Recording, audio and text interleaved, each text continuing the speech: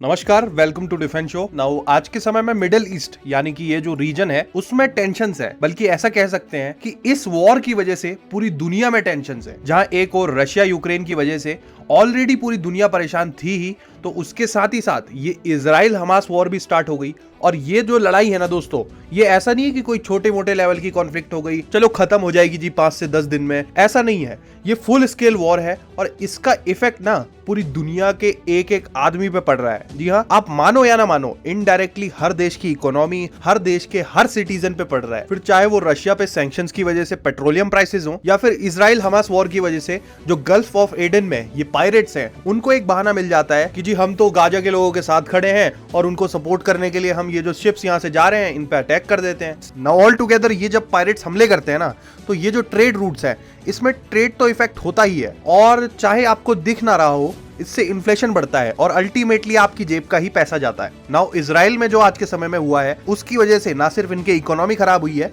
बल्कि कई तरह से क्राइसिस भी आ रहे हैं इनके देश में। अब ये तो ऑब्वियस सी बात है कि जिस भी देश में वॉर होता है वहां उसके कॉन्सिक्वेंसेस भी होते ही है, अनलेस यू आर अमेरिका, जो कि दूसरों की वॉर में हमेशा पैसा बना ले जाता है। अब यही प्रेजेंट वाली जो वॉर है, मुझे लग नहीं रहा था कि ये इतनी ऑल टुगेदर बड़ी हो जाएगी, क्योंकि हम लोग कई सालों से कॉन्फ्लिक्ट देखते हुए आ रहे हैं, बट इस लेवल की कॉन्फ्लिक्ट, प्रॉपर वॉर है ये दशकों में पहली बार हो रही है। नाउ इजराइल या हमास में से कौन ठीक है या कौन गलत है, ये मैं आप पे छोड़ता हूं, आप खुद डिसाइड करो। नाउ आज के समय में ना कई सारे इंडियंस हैं जो कि इजराइल की ओर से लड़ना चाहते हैं। आई मीन कुछ लोग तो ऐसे ही मजाक में बोल देते हैं, बट कुछ सीरियस बंदे भी हैं जो कि पूरी तैयारी में हैं। नाउ इंडियंस में एक अलग ही लेवल की रिस्पेक्ट है इजराइल के लिए, and by Indians I mean सरकार की बात नहीं कर रहा हूं मैं, आम जनता की बात कर रहा हूं। नाउ इसके रीजंस भी है, कई सारे रीजंस है।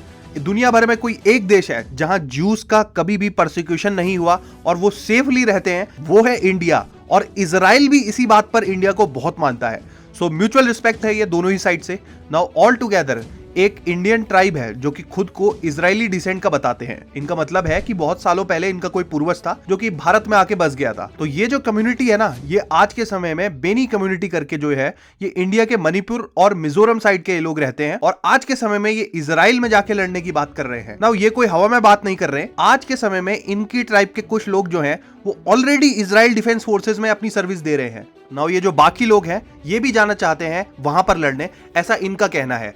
नाउ इसके अलावा जो 10,000 इंडियंस जा रहे हैं ना, वो ऐसा नहीं है कि किसी वॉर में लड़ने जा रहे हैं, जी लड़ाई हो गई हम भी लड़ेंगे, ऐसा नहीं है। ये असल में इजराइल के अंदर एक क्राइसिस चल रहा है, उसको ये लोग सॉल्व करने जा रहे हैं। अब क्राइसिस क्या है ये मैं आपको एक्सप्लेन करता हूं जरा सा। देखो इजराइल में क्या है, ये वॉर से पहले जो पैलेस्टीनियंस है ना, वो यहां पर काम करते थे।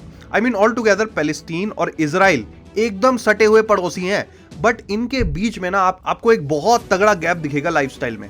जहां पैलेस्टीन एक गरीब एकदम वॉर टॉर्न कंट्री है, लो इनकम कंट्री है, वहीं इजराइल दुनिया के हाईएस्ट इनकम कंट्री वालों में से एक है। आई मीन लिटरली इनके डिफेंस इक्विपमेंट्स, इनकी टेक्नोलॉजी सारी दुनिया में फेमस है, और यही इनकी इकोनॉमी की बैकबोन भी है। नाउ ऐसा नहीं है कि इजराइल कोई बहुत बड़ा मैन्युफैक्चरर है किसी चीज का, मेनली इनके इकोनॉमी जो है वो टेक्नोलॉजी को बेचकर ही चलती है, और आबादी भी काफी कम है इनकी। नाउ यहाँ पर जो भी इनके कंस्ट्रक्शन वर्कर्स हैं, जो भी मैन्युफैक्चरिंग है, फार्मिंग है और पेंटिंग वगैरह, ऐसे जो स्किल्ड लेबर वाले काम है, इसके लिए ये लोग पैलेस्टीनियंस को रखते थे। लेकिन अभी जो रिसेंटली वॉर हुई है ना, इस समय पे कई सारे पैलेस्टीनियंस ने अपने जो जूइश को वर्कर्स थे, अपने साथ में काम करने वाले जो जूस थे या फिर पड़ोसी थे, उनको मारना शुरू कर दिया। तो इजराइल ने ऑल टुगेदर इनको बैन कर दिया, और अब इस बैन की वजह से यहाँ पर कोई वर्कर्स यहाँ पर बचे नहीं इनके पास। तो एक क्राइसिस खड़ी हो गई है, और नाउ इसको सॉल्व करने के लिए ये लोग दुनिया भर से स्किल्ड लेबर ढूंढ रहे थे। अब इनके लिए जो सबसे अच्छा देश है इस काम के लिए इस समय पे, वो है भारत, क्योंकि हमारे पास स्किल्ड लेबर तो है ही है, वो भी बल्क में है। मतलब हम लोग बड़े नंबर्स में वर्कर्स भेज सकते हैं, और ऑल टुगेदर हम पे इजरायलीज ट्रस्ट भी कर सकते हैं। और इंडियंस जो है ना, वो इंग्लिश भी समझ जाते हैं, और फिर चाहे टूटी फूटी हो, थोड़ी बहुत इंग्लिश हर इंडियन आज के डेट में बोल लेता है। नाउ यही हुआ है, करीब 1 लाख वर्कर्स जो है उनके इजराइल जाने की बात हो रही है इस समय में, और ऑलरेडी जो 10,000 वर्कर्स हैं उनको अप्रूव कर दिया है इन्होंने, और इंडिया के पास भी एक अच्छा मौका इस समय बन रहा है। नाउ अगेन ऐसा मत सोचिए कि ये ठीक है, इंडिया से मेनली लेबर ही तो जा रही है जी, इसमें क्या ही बात हो गई। अगर आप इनकी मंथली इनकम्स को कंपेयर करेंगे ना, तो हमारे भी कई कॉर्पोरेट्स का मन कर जाएगा यहाँ पे जाने का। आई मीन सच में ये जो वर्कर्स हैं, ये जो जा रहे हैं, इनको एनीवेयर बिटवीन 1.5 से 2 लाख सैलरी मिलने वाली है पर मंथ इंडियन करेंसी में।